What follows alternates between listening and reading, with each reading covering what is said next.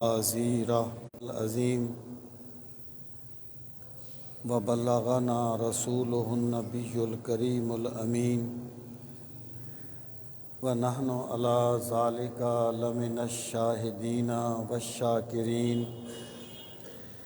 والحمد للہ رب العالمین۔ رب اشرح لی صدری ویسر لی امری واحلل عقدۃ من لسانی یفقہوا قولی۔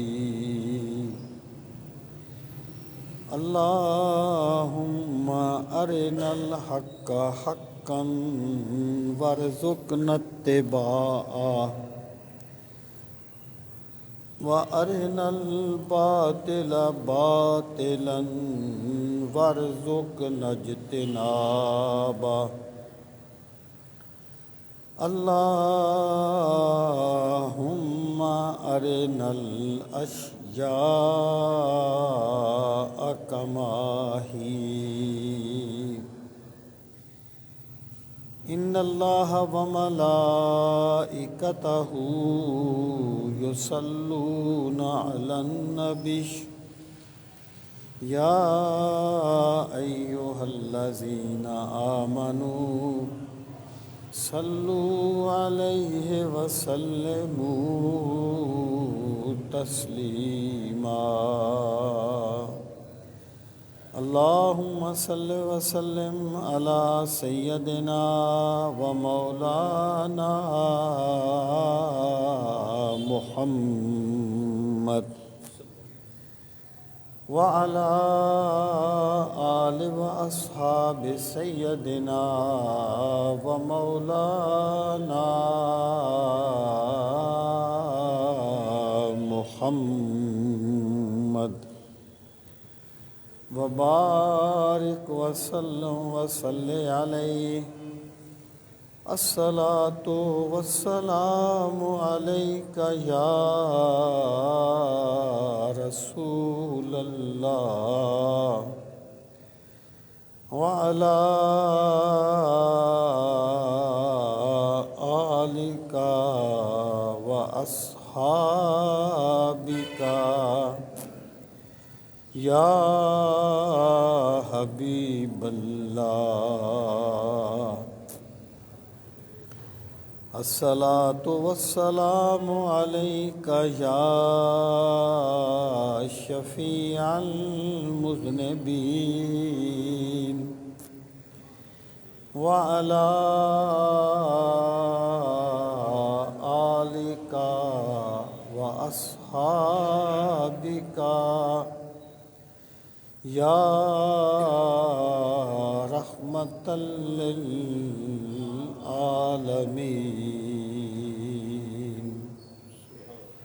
صلی اللہ علی محمد عدد ما ذکرہ الذاکرون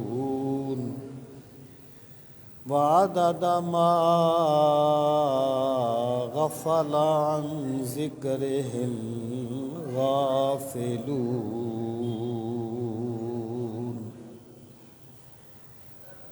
انتہائی عزت و احترام کے لائق قابل صد تکریم معزز و محترم سامعین کرام، آج کے جمعۃ المبارک کے اس بابرکت موقع پر میں آپ کی خدمت میں جو گزارشات کرنا چاہتا ہوں ان کا عنوان یہ ہے کہ انسانی ضمیر کیا ہے اور اس کے انسانی زندگی پہ کیا اثرات ہوتے ہیں۔ سامعین محترم، سب سے پہلے ہمیں چند حقیقتوں کو اچھی طرح سمجھ لینا چاہیے تاکہ بات سمجھنے میں آسانی رہے۔ سب سے پہلی بات یہ ہے کہ اللہ تعالیٰ نے انسان کو ایک حد تک اختیار دیا ہے، یعنی انسان جو ہے یہ نہ مجبور محض ہے اور نہ مختار مطلق ہے۔ کچھ چیزوں میں اسے اختیار حاصل ہے اور کچھ چیزوں میں اسے اختیار حاصل نہیں ہے۔ مثلا اللہ تعالیٰ نے انسان کو یہ اختیار تو دیا ہے کہ وہ نیکی کا راستہ اختیار کرے یا بدی کا راستہ اختیار کرے۔ من شاء فلیؤمن ومن شاء فلیکفر، جو چاہے ایمان لائے اور جو چاہے کفر کرے۔ لیکن اللہ تعالیٰ نے انسان کو یہ اختیار نہیں دیا کہ وہ اپنی مرضی کے خاندان میں پیدا ہو یا اپنی مرضی کے وقت میں پیدا ہو یا اپنی مرضی کی شکل و صورت لے کے آئے، یہ اختیار اس کے پاس نہیں ہے۔ اللہ تعالیٰ نے انسان کو جن چیزوں میں اختیار دیا ہے، اللہ تعالیٰ انسان سے اس کے اختیار کی حد تک ہی سوال کرے گا۔ یعنی انسان کو یہ اختیار تو ہے کہ وہ سچ بولے یا جھوٹ بولے، لیکن یہ اختیار نہیں ہے کہ وہ کس زمانے میں پیدا ہوا ہے۔ تو اللہ تعالیٰ انسان سے اس کا سوال تو کرے گا کہ تو نے جھوٹ کیوں بولا، تو نے سرکشی کا راستہ اختیار کیوں کیا، لیکن اللہ تعالیٰ اس سے یہ نہیں کہے گا کہ تو فلاں زمانے میں پیدا کیوں نہیں ہوا یا تو فلاں خاندان میں تو نے جنم کیوں نہیں لیا۔ تو یہاں تک انسان کا اختیار ہے وہیں تک انسان سے سوال ہوگا۔ اللہ تعالیٰ اس معاملے میں انسان پہ جبر نہیں کرتا۔ اگر وہ جبر کرتا، اپنی طاقت سے بندے سے اپنی بندگی کروانا چاہتا، تو پھر سب لوگ ہی اللہ تعالیٰ کی بندگی کرتے۔ جیسے کہ اللہ پاک نے فرمایا وَلَوْ شَاءَ رَبُّكَ لَآمَنَ مَنْ فِي الْأَرْضِ كُلُّهُمْ جَمِيعًا، اور اگر آپ کا رب چاہتا تو تمام زمین والے ایمان لے آتے۔ اس کا یہ مطلب نہیں ہے کہ اللہ تعالیٰ نے ان کا ایمان چاہا نہیں ہے، بلکہ اس کا مطلب یہ ہے کہ ایمان لانے میں اللہ تعالیٰ نے انہیں مجبور نہیں کیا۔ اب سامعین محترم، اس چیز کے بعد ہمیں یہ حقیقت بھی سمجھ لینی چاہیے کہ اللہ تعالیٰ انسان کی نیکی سے خوش ہوتا ہے اور اس کی بدی سے خوش نہیں ہوتا۔ وَلَا يَرْضَىٰ لِعِبَادِهِ الْكُفْرَ، اللہ تعالیٰ اپنے بندوں کے کفر کو پسند نہیں کرتا۔ دیکھیں، دو چیزیں ہیں، ایک ہے اللہ تعالیٰ کی مشیت اور ایک ہے اللہ تعالیٰ کی رضا، ان میں فرق ہے۔ اللہ تعالیٰ کی مشیت سے مراد ہے اللہ تعالیٰ کی فائنل اتھارٹی، یعنی جو بھی کام ہوتا ہے، انسان جو بھی کرتا ہے، اچھا کرے یا برا کرے، وہ کام کرتے ہوئے بندہ اللہ تعالیٰ کی طاقت سے باہر نہیں آ جاتا، اللہ تعالیٰ کی قدرت کے دائرہ میں ہی ہوتا ہے۔ لیکن چونکہ اللہ تعالیٰ نے انسان کو اختیار دیا ہے، اس لیے بندہ جب اپنے اختیار سے کسی غلط چیز کا اختیار کرتا ہے، کسی غلط چیز کو چن لیتا ہے، تو اللہ تعالیٰ پھر اسے جبراً نہیں روکتا بلکہ اسے کرنے کی اجازت دے دیتا ہے۔ اسے اللہ کی مشیت کہا جاتا ہے۔ اسے اللہ تعالیٰ خوش نہیں ہوتا، لیکن یہ اللہ تعالیٰ کا قانون ہے اور اللہ تعالیٰ کا ضابطہ ہے۔ اور جو نیکی کے کام ہوتے ہیں ان میں بھی فائنل اتھارٹی تو اللہ کی ہے۔ یعنی بندہ اگر یہ چاہے کہ میرے رب نے نہیں بھی چاہا اور میں نے یہ نیکی کر لی، یہ نہیں ہے۔ میری طلب بھی انہی کے کرم کا ہے صدقہ، قدم یہ اٹھتے نہیں ہیں اٹھائے جاتے ہیں۔ نیکی میں فائنل اتھارٹی بھی اللہ تعالیٰ کی ذات ہے اور بدی میں فائنل اتھارٹی بھی اللہ تعالیٰ کی ذات ہے۔ اللہ تعالیٰ نے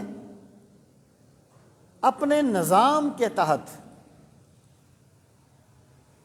بدی وہ جو ہے نا، وَنُؤْمِنُ بالخیر والشر، جو یعنی مسلمانوں کے بنیادی عقائد میں یہ عقیدہ شامل ہے کہ ہم یہ ایمان لاتے ہیں کہ ہر اچھائی اور برائی اللہ تعالیٰ کی طرف سے ہے۔ تو اس کا مطلب یہ ہے کہ بندہ اللہ تعالیٰ کی طاقت سے باہر نہیں آ گیا، بلکہ اس کی فائنل اتھارٹی شامل ہوتی ہے تو بندہ کوئی کام کرتا ہے، اچھا کرتا ہے یا برا کرتا ہے۔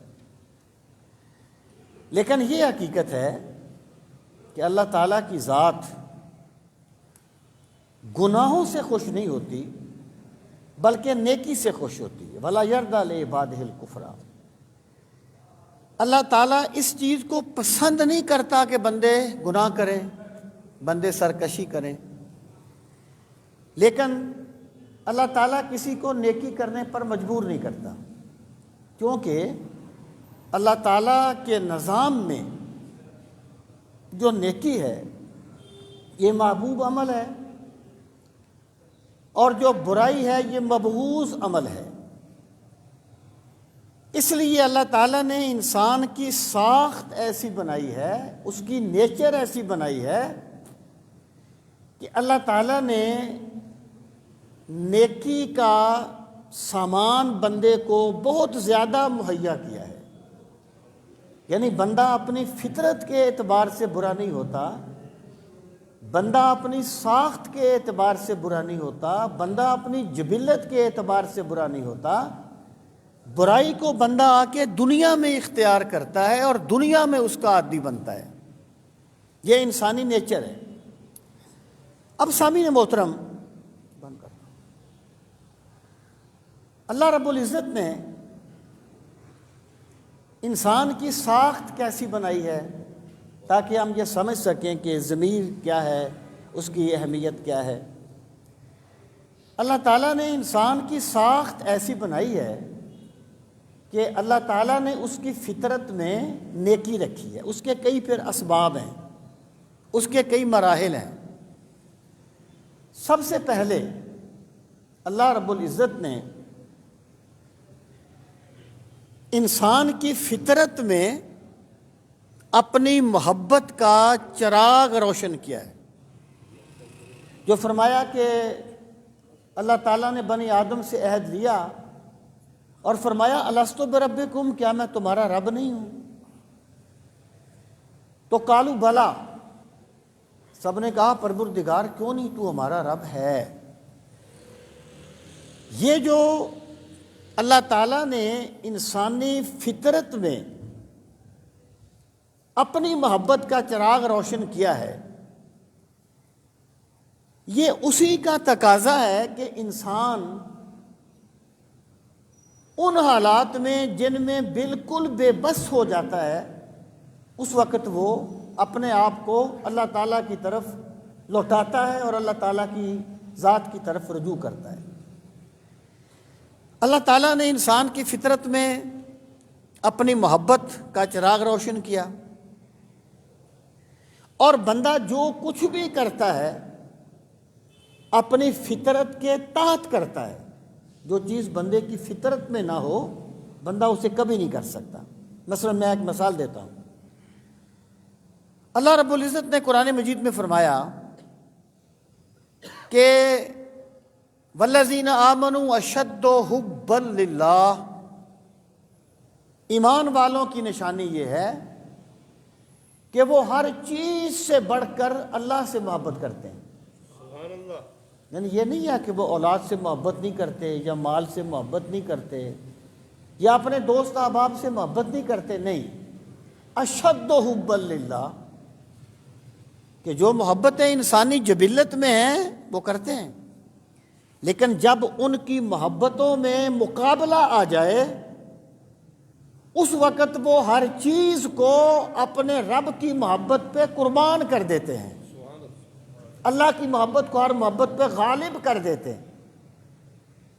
سامعین محترم، اب آپ دیکھیں کہ بندہ محبت کس سے کرتا ہے؟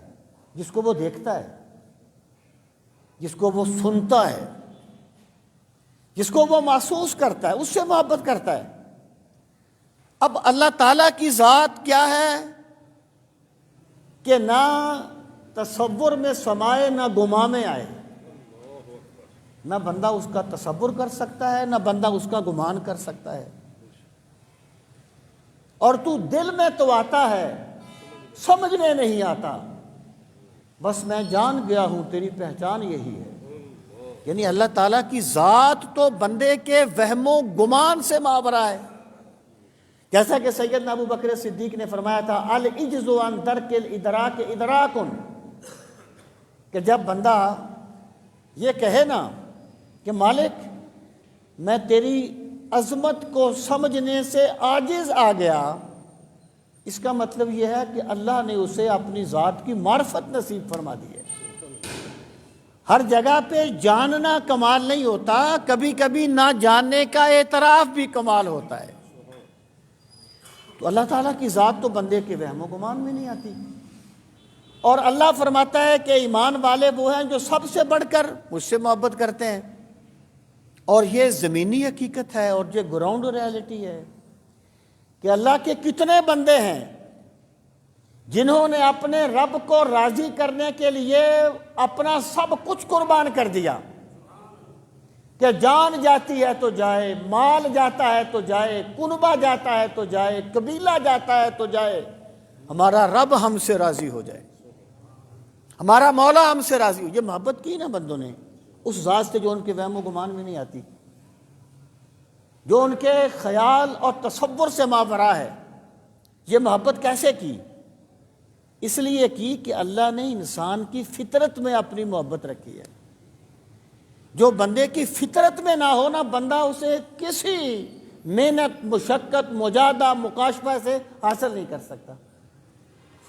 مثلا ایک بندہ جو ہے وہ ہوا میں تیرنا نہیں جانتا اور ہوا میں اڑنا نہیں جانتا اور پانی میں تیرنا بھی نہیں جانتا، لیکن وہ محنت کر کے، مشقت کر کے پانی میں تیرنا تو سیکھ سکتا ہے، لیکن ہوا میں اڑنا نہیں سیکھ سکتا، کیونکہ یہ اس کی فطرت میں نہیں ہے۔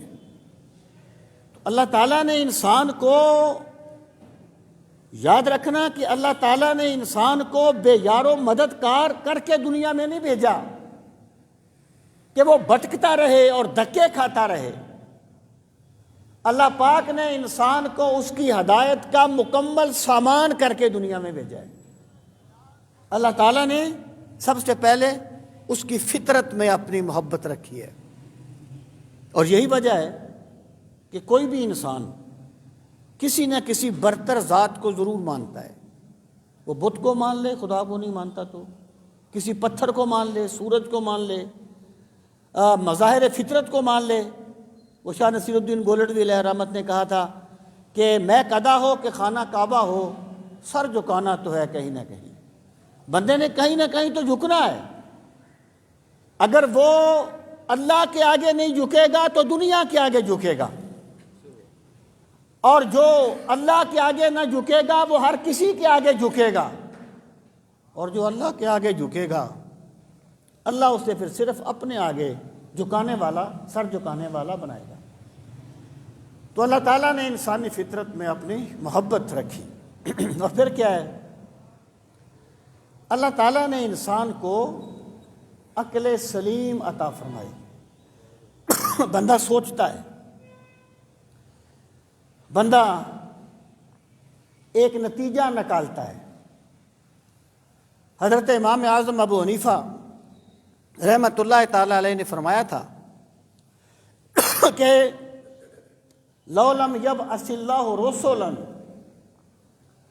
لوجب علی العقلاء ان یعرفوا بعقولہم، کہ اگر اللہ تعالیٰ رسولوں کو نہ بھی بھیجتا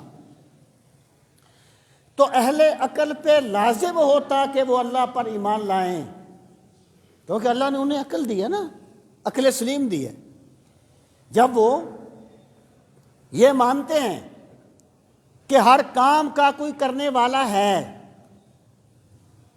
ایک بورڈ پہ، ایک رجسٹر پہ، کاپی پہ ٹیڑھی میڑھی لکیر بھی اگر کوئی نہ کھینچے تو نہیں کھینچی جاتی، ہر کام کا ایک کرنے والا ہے، ہر فعل کا ایک فاعل ہے، تو انہیں یہ مان لینا چاہیے کہ کوئی ہے اس کائنات کو بنانے والا، کوئی ہے اس کائنات کو چلانے والا، اور کوئی ہے انسان کو قطرہ آب سے انسانی قالب میں ڈالنے والا۔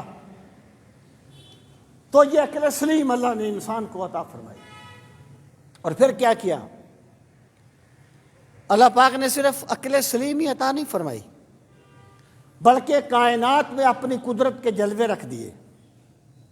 غور کرو، انبیاء کرام نے کہا نا کہ افی اللہ شک فاطر السماوات والارض، لوگوں کیا تمہیں اس رب کے بارے میں شک ہے جو آسمان و زمین کو پیدا کرنے والا ہے؟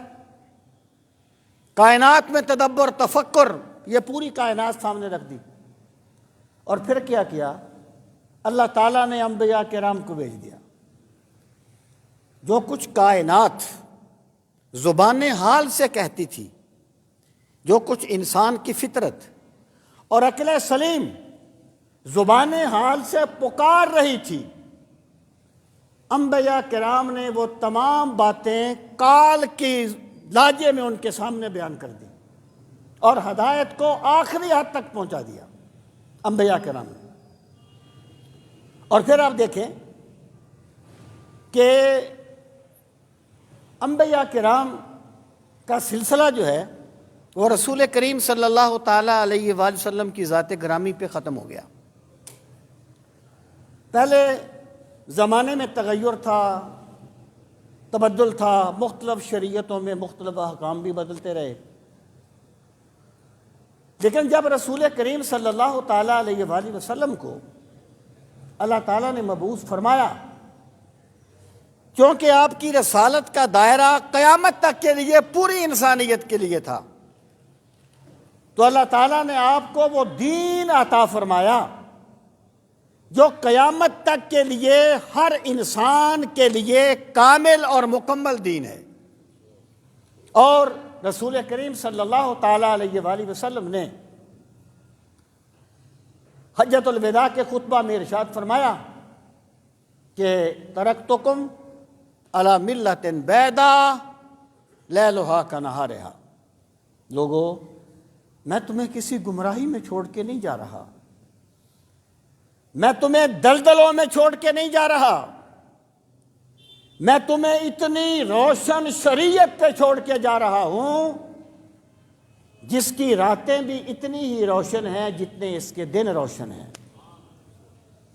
یعنی اللہ پاک نے، اللہ تعالیٰ کا ایک ضابطہ ہے، اور وہ ضابطہ یہ ہے کہ لا یکلف اللہ نفسا الا وسعها، اللہ تعالیٰ کسی انسان کو اس کی طاقت سے بڑھ کر حکم نہیں دیتا۔ میرا خدا طاقت پہلے دیتا ہے، حکم بعد میں دیتا ہے۔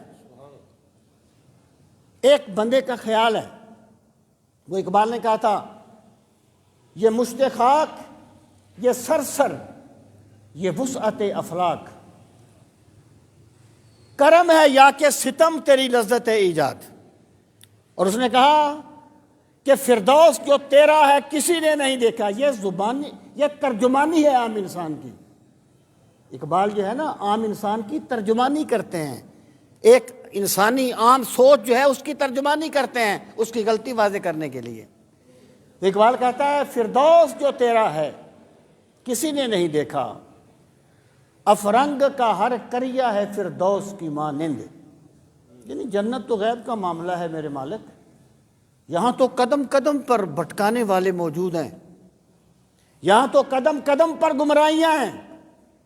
تو بھائی اگر دنیا میں قدم قدم پر گمراہیاں ہیں تو میرے رب نے ہدایت کا سامان بھی قدم قدم پر کیا ہے، لیکن یہ بندے کی بدبختی ہے کہ یہ اپنی آسانی چاہتے ہوئے انبیاء کی بات نہیں مانتا، ان کے مقابلے میں باطل پرستوں کی بات مان لیتا ہے، کیونکہ وہ اس کے لیے فائدہ مند ہوتی ہے، اس کے لیے آسان ہوتی ہے۔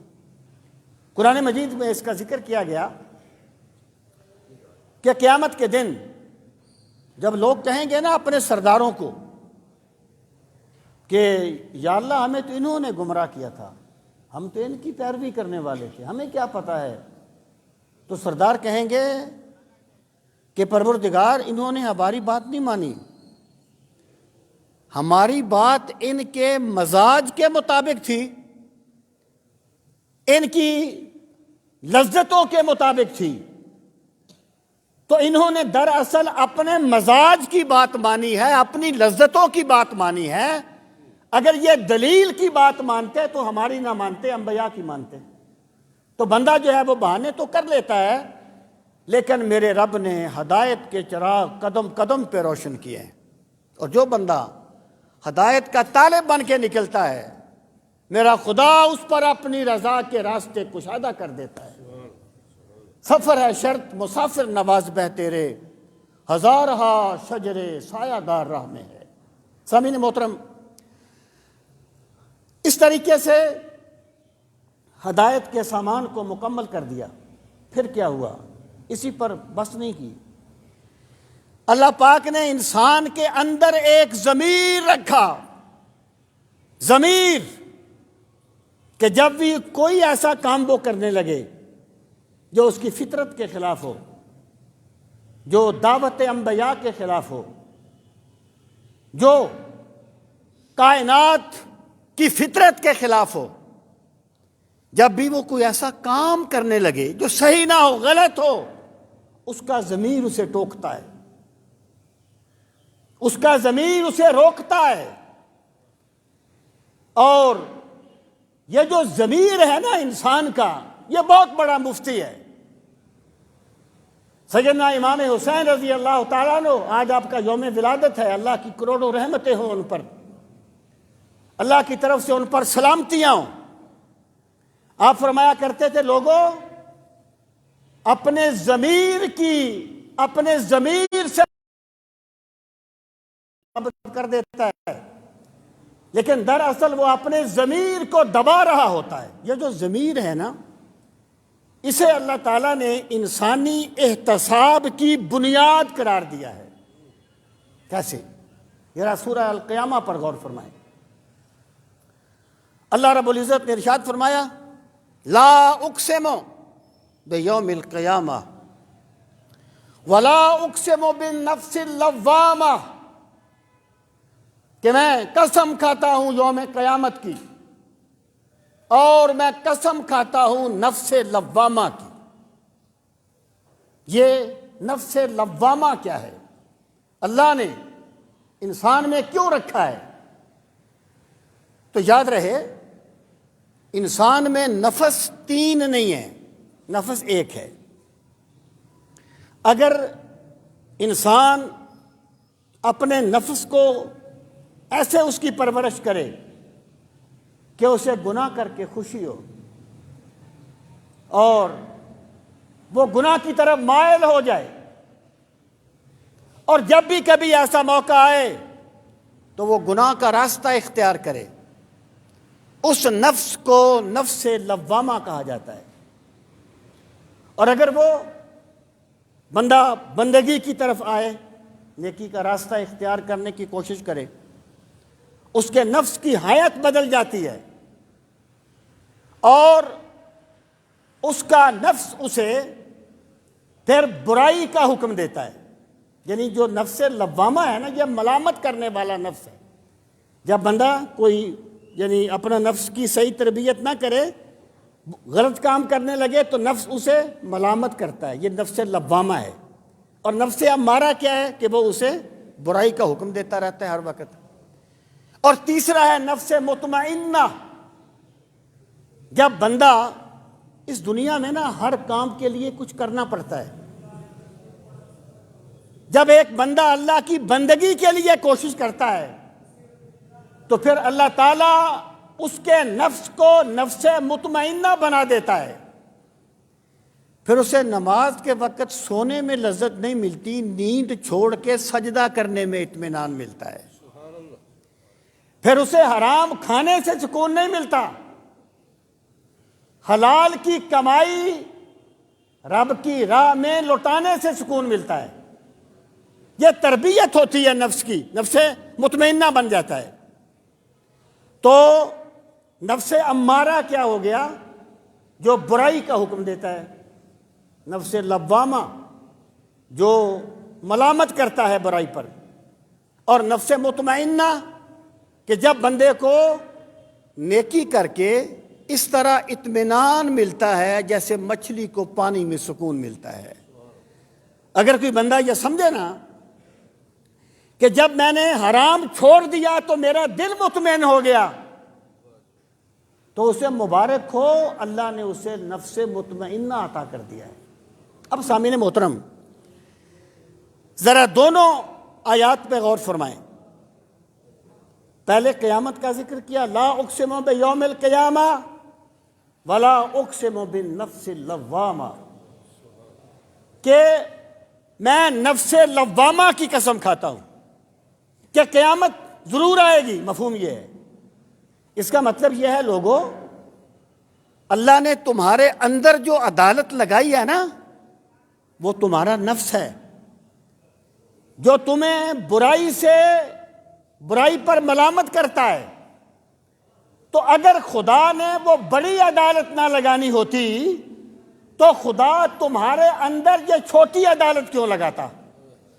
یہ جو ضمیر ہے نا، یہ خدا کی طرف سے لگائی گئی عدالت ہے، جو بندے کے من میں لگائی گئی ہے کہ جب بھی بندہ کوئی برا کام کرے گا اس کا نفس اسے روکے گا، اس کا ضمیر اسے روکے گا۔ اب سامعین محترم، یہ جو ضمیر ہے نا، یہ کوئی چھوٹی چیز نہیں ہے۔ ضمیر کوئی چھوٹی چیز نہیں ہے۔ وہ کسی نے کہا تھا کہ سوچاں دی ایک گٹھڑی چاہ کے کیڑے گھر میں جاواں گا، سوچاں دی ایک گٹھڑی چاہ کے کیڑے گھر میں جاواں گا، نہ بولاں تے مار دین گے، بولاں تے مر جاواں گا۔ نہ بولاں تے مار دین، نہ بولاں تے مار دین گے، بولاں تے مر جاواں گا۔ مطلب کیا ہے کہ اگر میں نہیں بولتا اور ضمیر کی آواز پر لبیک نہیں کہتا تب مجھے میرا ضمیر مار دے گا۔ اگر میں بولتا ہوں تو مجھے لوگ مار دیں گے۔ یعنی ضمیر اتنی بڑی چیز ہے بندے کے اندر کہ اگر بندہ اس کو مطمئن نہ کر لے اس وقت تک وہ کبھی بھی گناہ نہیں کر سکتا، جب تک وہ اپنے ضمیر کو مسخ نہ کر دے۔ سامعین محترم، وہ کسی نے کہا تھا کہ گواہی دی نہ، جو چپ رہوں گا تو مجھے مار دے گا میرا ضمیر، جو چپ رہوں گا تو مجھے مار دے گا میرا ضمیر، اور گواہی دی تو عدالت میں مارا جاؤں گا۔ جیسے لوگ مارتے ہیں ویسے ضمیر بھی مارتا ہے۔ اب بندہ کیا کرتا ہے؟ اللہ رب العزت نے ارشاد فرمایا، بل الانسان علی نفسہ بصیرہ، کہ ہم نے انسان کو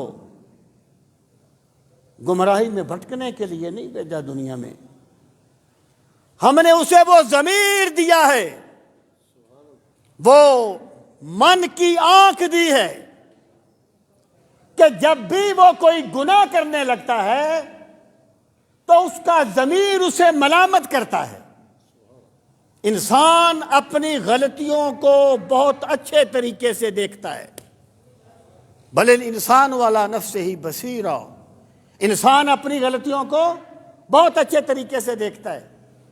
پھر فرمایا وَلَوْ أَلْقَى مَعَاذِيرًا، اگرچہ انسان پھر ہیلے بہانے تراش لیتا ہے۔ یعنی بندہ کیا کرتا ہے؟ اب ضمیر مطمئن نہ ہو۔ دیکھیں کوئی بندہ جتنا بھی غلط نظریہ اپنائے ہوئے ہو، جتنا بھی غلط نظریہ، جب تک وہ اپنے ضمیر کو لوریاں دے کے سلا نہیں دے گا، اس وقت تک وہ کوئی غلط نظریہ نہیں رکھ سکتا اور کوئی غلط کام نہیں کر سکتا۔ ایون مشرکین مکہ مثلا، ان کے جتنے بھی فلسفے تھے، ان کو کوئی بھی سلیم و طبع انسان ان کی تائید نہیں کر سکتا، لیکن انہوں نے اپنے ضمیر کو مطمئن کرنے کے لیے گھر تو رکھے تھے نا۔ مثلا وہ کہتے تھے کہ ہم بیت اللہ کا طواف اپنے کپڑوں کے ساتھ نہیں کر سکتے، ننگے ہو کے طواف کرتے تھے بیت اللہ شریف کا، سوائے بنو ہاشم اور ایسے جو معزز قبیلے تھے، یا وہ ان کو کپڑے دے دے بنو ہاشم، یا وہ باقی سارے ننگا ہو کے طواف کا۔ اب کتنی بری بات ہے، یعنی کوئی بندہ کہہ سکتا ہے کہ بھی ننگا ہو کے طواف کرنا بھی کوئی نیکی ہے، لیکن وہ کیا کرتے تھے؟ انہوں نے ایک اپنے نفس کو ہیلے بہانوں سے اس کا قائل کر لیا تھا، کہتے تھے ہمارے کپڑے اس قابل نہیں ہیں کہ ہم بیت اللہ کا طواف کریں۔ یہ ہوتی ہے انسان کی معذرتیں، انسان کے ہیلے بہانے۔ اور جب حضرت یوسف علیہ الصلوۃ والسلام کے بھائیوں نے کہا کہ یوسف کو قتل کر دو یا کسی اندھے کنویں میں ڈال دو، آخر پیغمبر کی اولاد تھے، پھر سوچا ایک معصوم انسان کو قتل کرنا ہے تو بڑی بری بات ہے، اچھی بات تو نہیں ہے۔ کہنے لگے اقتلوا یوسف او اطرحوہ، حضرت یوسف کو کنویں میں پھینک دو یا قتل کر دو۔ پھر کہا وَتَكُونُ مِن بَعْدِهِ قَوْمًا صَالِحِينَ، بعد میں توبہ کر کے نیک لوگ بن جانا۔ یہ انسانی ہیلے ہیں، یہ نفس کے ہیلے ہیں جو ضمیر کی آواز کو دبانے کے لیے انسان اختیار کرتا ہے۔ مثلا ایک بندہ ہے، اس کا دل تو کرتا نہیں ہے کہ وہ نماز پڑھے یا نیکی کا راستہ اختیار کرے، وہ کہتا ہے جناب خام خواہ آپ ہمیں ڈراتے رہتے ہیں، اللہ کی ذات تو بڑی رحیم ہے، اللہ تو بڑا رحمان ہے، وہ تو 70 ماؤں سے بڑھ کے اپنے بندے سے پیار کرتا ہے۔ واقعی کرتا ہے، کس نے کہا نہیں کرتا؟ اور کون اللہ کی رحمت کا امیدوار نہیں ہے؟ اور کس کا عمل اس کی نجات کے لیے کافی ہے؟ لیکن جس ذات نے ہمیں یہ بتایا ہے نا کہ اللہ کی ذات اتنی رحمان ہے، اس ذات کی اپنی عبادت کا یہ حال تھا کہ عبادت کر کر کے پاؤں مبارک سوج گئے تھے۔ اللہ پاک نے فرمایا تھا طٰہٰ ما انزلنا علیک القرآن لتشقیٰ، او میرے 14ویں کے چاند، ہم نے آپ پہ قرآن اس لیے تو نہیں اتارا کہ آپ اپنے آپ کو مشقت میں ڈال لیں، الا تذکرۃ لمن یخشیٰ، یہ تو یاد دہانی ہے اس بندے کے لیے جو ڈرنا چاہتا ہے۔ بھائی تم اپنے پاس سے نتیجے مت نکالو، اللہ پاک نے ایسا نہیں کیا تھا کہ ہر بندے کے سرانے قرآن رکھ دیا تھا۔ میرے رب نے قرآن بعد میں نازل کیا تھا، قرآن والے کو پہلے اس دنیا میں بھیجا تھا تاکہ تم قرآن کو سمجھنے کے لیے صاحب قرآن کی چوکھٹ پہ جاؤ اور ان کی عملی زندگی سے سمجھو کہ قرآن کیا کہتا ہے۔ سامعین محترم، میں یہ عرض کرنا چاہتا ہوں، مثلا مرجئہ تھے، دیکھیں جب کوئی بندہ کوئی بھی نظریہ اختیار کرتا ہے نا، اس کا ضمیر اسے ملامت کرتا ہے۔ یہ پھر ہو نہیں سکتا کہ وہ اپنے ضمیر کی آواز نہ دبائے۔ بندہ جو ہے نا، بندہ اس کو یہ اختیار تو ہے کہ یہ اپنے ضمیر کی آواز کو دبا دے کسی ہیلے بہانے کے ساتھ، لیکن یہ ضمیر کو ٹوٹلی طور پہ ختم نہیں کر سکتا، یہ اس کی فطرت میں نہیں ہے، یہ اس کے اختیار میں نہیں ہے۔ سامعین محترم، مرجئہ ایک فرقہ گزرا ہے اسلام میں، مرجئہ ایک حدیث پاک ہے، حدیث پاک کے الفاظ یہ ہیں کہ لو لم تذنبوا لذهب اللہ بکم وجاء بقوم آخرین فیذنبون ویستغفرون۔ لوگو اگر تم گناہ نہ کرو تو اللہ تمہیں لے جائے، اور اللہ ایسی قوم کو لائے جو گناہ کرے اور پھر توبہ کریں۔ یہ حدیث گناہوں پر ابھارنے کے لیے نہیں تھی، یہ بندوں کو مایوسی سے بچانے کے لیے تھی کہ تمہاری زندگی میں تم نے جو بھی پہلے غلطیاں کر لی ہیں، مایوس نہ ہونا۔ اگر کبھی تمہیں اللہ کی بارگاہ میں لوٹنے کی توفیق ملے تو لوٹ آنا، خدا اپنے بندے کو رد نہیں کرتا، خدا کی رحمت اپنے بندے کا استقبال کرتی ہے۔ اب بھئی جس ذات نے یہ فرمایا ہے تم اس کا مفہوم بھی تو اس ذات سے سمجھو نا۔ یعنی جن لوگوں نے یہ باطنیہ کو آپ دیکھیں، یہ ایسے لوگوں کو دیکھیں جو نماز پہ تان کریں گے، دین پہ تان کریں گے، شریعت پہ تان کریں گے، کچھ دلیلیں تو انہوں نے بھی گڑھی ہوتی ہیں نا۔ او بھائی یا تو اللہ کے پاک نبی صلی اللہ تعالیٰ علیہ وآلہ وسلم نے عملی طور پر سب کچھ تمہارے سامنے نہ کر دیا ہوتا، پھر تو تم ان گمراہیوں میں پھنستے۔ جب میرے پاک نبی نے چوکوں اور چوراہوں میں کھڑے ہو کے اعلان کر دیا لوگوں اللہ کا دین یہ ہے، اس کی حقیقت یہ ہے، تو پھر تمہیں چاہیے کہ اپنے ضمیر کا گلا گھونٹنے کے لیے دلیلیں نہ گڑھو، سرکار مدینہ کے دامن کے ساتھ وابستہ ہو جاؤ۔ مجھے بتائیے کوئی بندہ یہ کہے گا کہ سرکار نماز نہیں پڑھتے تھے؟ کوئی فرقہ، کوئی باطنیہ، کوئی کرامتہ، جتنے بھی آج کل یہ پائے جاتے ہیں، کوئی یہ کہے گا کہ سرکار نے علم کی مذمت کی؟ کوئی نہیں کہے گا۔ بھئی جو چیزیں بالکل واضح ہیں تم ان کے خلاف نئے نظریے اپنا رہے ہو اور ضمیر کا گلا گھونٹنے کے لیے دلیلیں کرتے رہتے ہو۔ ساحل کی طرف دیکھ نہ سفینے کی طرف دیکھ، جب چوٹ لگے دل پہ مدینے کی طرف دیکھ۔ اللہ نے انسان کو ضمیر دیا ہے، اور ضمیر جو ہے یہ بندہ جب بھی کوئی گناہ کرتا ہے تو ضمیر کا گلا گھونٹتا ہے۔ ضمیر اس لیے نہیں ہوتا کہ اس کا گلا گھونٹ دو۔ دیکھیں فرض کیجئے گا ایک بندہ یہ کہتا ہے کہ جناب میں تو جب کوئی حرام کھاتا ہوں تو میرے دل کو تو بڑا اطمینان ملتا ہے۔ او بھائی تو یہ تیرا ضمیر نہیں ہے، یہ تو نے اپنے ضمیر کا گلا گھونٹ دیا ہے۔ اللہ تعالی کی یاد میں سکون ہے، اس کی نافرمانی میں نہیں ہے۔ اصل ضمیر یہ ہے، تم نے اپنے ضمیر کا گلا گھونٹ دیا ہے۔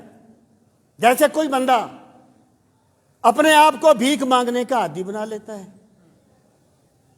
تو جب تک وہ بھیک نہ مانگے اسے سکون نہیں ملتا۔ اس کا یہ مطلب نہیں ہے کہ اللہ نے اسے گداگر بنا کے پیدا کیا تھا۔ اللہ نے اس کا ضمیر ایسا بنایا تھا کہ تم نے اپنا ہاتھ آگے پھیلانا ہے بندوں کے۔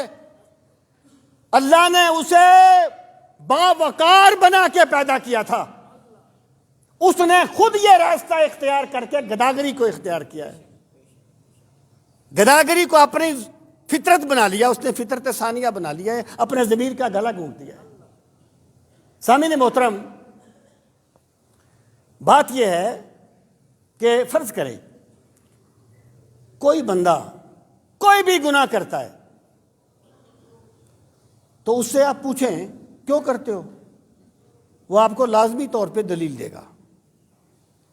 ایون اگر ایک بندہ رشوت لیتا ہے تو کوئی نہیں کہے گا کہ رشوت لینا جائز ہے، بھی ایک مسلم کوئی کہے گا؟ کوئی نہیں کہے گا۔ لیکن جو لے گا وہ آپ کو دلیل دے گا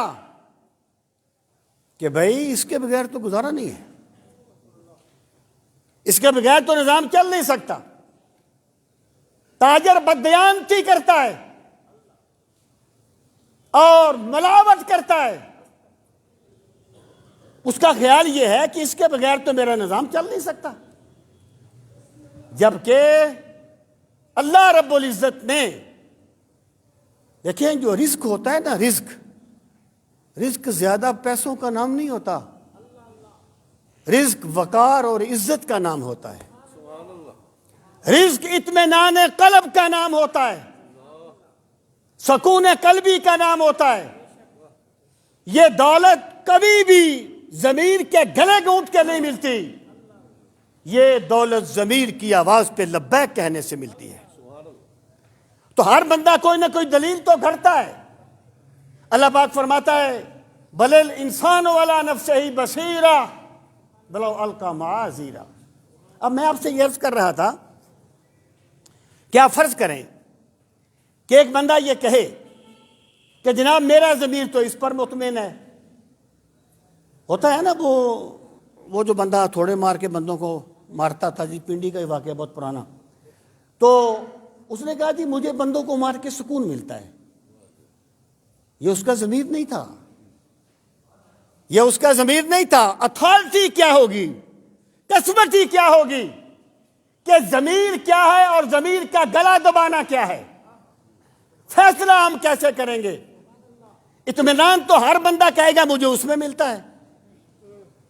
ایک بندے کو میں جانتا ہوں، وہ کہتا تھا جب میں موسیقی سنتا ہوں میرا بخار ٹوٹ جاتا ہے۔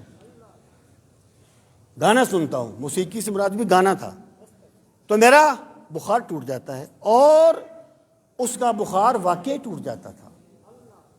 اسے میں نے کہا اس کا یہ مطلب نہیں ہے کہ تیرے بخار کا علاج اس میں ہے، اس کا یہ مطلب ہے تو نے اپنے ضمیر کو مردہ کر دیا ہے۔ تجھے اللہ کی یاد سے سکون نہیں ملتا، اس نافرمانی کے کاموں سے سکون ملتا ہے۔ جب حضرت فضیل بن عیاض کے پاس غالباً ہارون الرشید گیا، کہنے لگا کہ جناب میری حالت یہ ہو گئی ہے کہ جب مجھے کوئی بندہ نصیحت کرے نا، اچھی بات مجھے بتائے، تو مجھے اس پہ بڑا غصہ آتا ہے۔ اور یاد رکھنا، دین کی وہ باتیں لوگوں کو قطعاً بری نہیں لگتی جس میں ان کا ذاتی مفاد ڈسٹرب نہ ہو، جس میں ان کو ذاتی مفاد کو زد نہ پہنچے۔ دین کی وہ باتیں بندہ بڑی خوشی سے سنتا ہے، لیکن جب دین کی وہ بات کی جائے جو اس کے ذاتی مفاد کے خلاف ہو، پھر بندے کا دل چاہتا ہے میں اس کرنے والے کو گولی مار دوں۔ ایمان کا پتہ یہیں پر چلتا ہے کہ جب تمہیں اللہ کا پیغام پہنچایا گیا تو تم نے اس کو قبول کیا یا کہنے والوں کے بارے میں برا سوچا؟ یہیں سے تو تیرے ایمان کا پتہ چلے گا، یہی تو کسوٹی ہے۔ یہود کے بارے میں کہا گیا کہ کلما جاءہم رسول بما لا تہوی انفسکم ففریقا کذبتم وفریقا تقتلون، کہ تمہاری حالت یہ ہے کہ جب تمہارے پاس تمہارے رسول وہ لے کے آئے جو تم چاہتے نہیں تھے۔ تم شراب پینا چاہتے تھے، رسولوں نے کہا شراب نہیں پینی۔ تم حرام کاری کے عادی تھے، رسولوں نے کہا حرام کاری نہیں کرنی۔ جب تمہارے رسولوں نے تمہاری خواہشات کے خلاف بات کی تو تمہارا بس چلا تو تم نے انہیں قتل کر دیا، بس چلا تو تم نے ان کا انکار کر دیا۔ میرے بھائی، تو دین کی وہ بات جس سے بندے کا ذاتی مفاد ڈسٹرب ہو، جب اس تک پہنچے، اور جو بندہ اپنے مفاد کو پیچھے کر کے اپنے رب کی رضا کو آگے کر دے، یہی وہ بندہ ہے اللہ کی جنت جس کا انتظار کر رہی ہے۔ خدا کی قسم جنت دعووں سے نہیں ملتی، یا بڑے بڑے جملے بولنے سے نہیں ملتی، یا بڑے بڑے مرکبات بولنے سے نہیں ملتی۔ جنت اپنے آپ کو اپنے مولا کے سامنے جھکا دینے سے ملتی ہے۔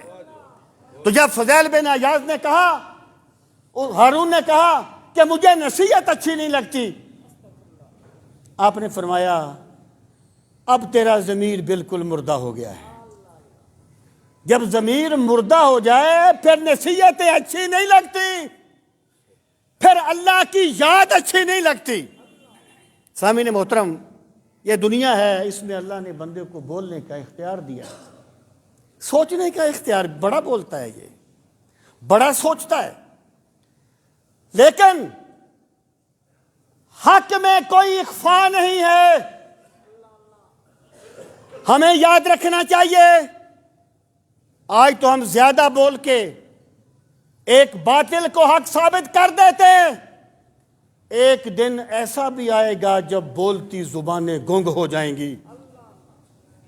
اس دن بندے کے پاؤں بول کے بتائیں گے یہ کیا کیا، کدھر جایا کرتا تھا، اس کے ہاتھ بتائیں گے یہ کیا کیا کرتا تھا۔